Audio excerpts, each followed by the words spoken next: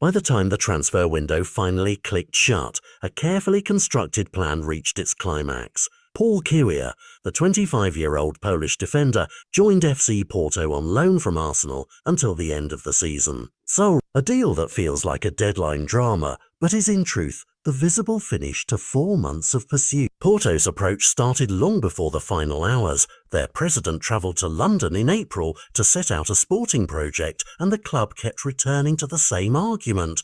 This player fits the plan. Those steady conversations mattered more than a single frantic offer at the close, because clubs buy conviction as often as they buy players. The move only became possible once Arsenal finalised their own defensive business, and the last days of negotiation involved multiple parties and careful timing. But throughout the process, there was a constant belief within Porto's camp and the players' representatives that the deal would be done. What made Porto attractive to Kiwior was not only immediate playing time, but the chance to compete again in European nights and to join a club where winning and pressure are the norm. For a player who has already shown glimpses on the biggest of stages that promise can be decisive. Kiwior leaves Arsenal with more than 60 appearances over 2.5 seasons and a string of high-profile showings in continental matches. Those flashes explain why Porto invested months of attention and why the player still has upward potential if given minutes and responsibility.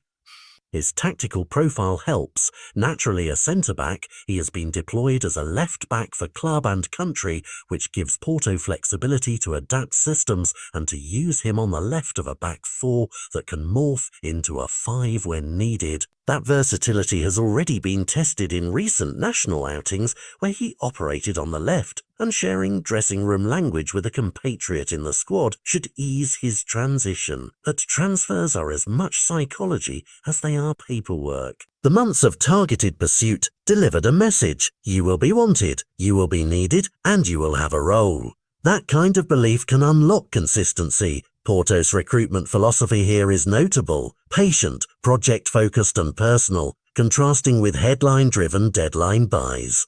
For Arsenal, allowing Kiwior to move is part of squad management and a reshuffle of priorities. For Porto, it is a calculated gamble to strengthen a defence while keeping an eye on domestic and European ambitions. The immediate metrics will be simple: minutes played, defensive solidity, and how quickly he settles into tactical routine. The bigger measurement is whether this loan becomes a turning point.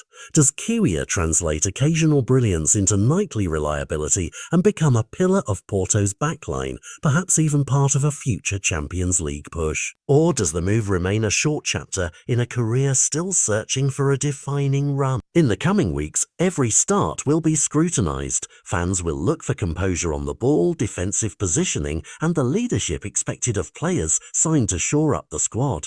Analysts will weigh whether Porto's patient investment outperformed a last-minute financial splash.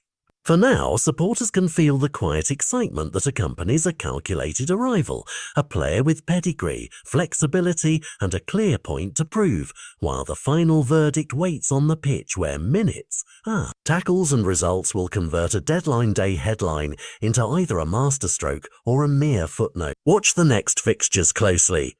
That is where this carefully courted transfer will reveal its true value for Paul Kiwior, for Porto, and for everyone who believes in recruitment by project rather than panic.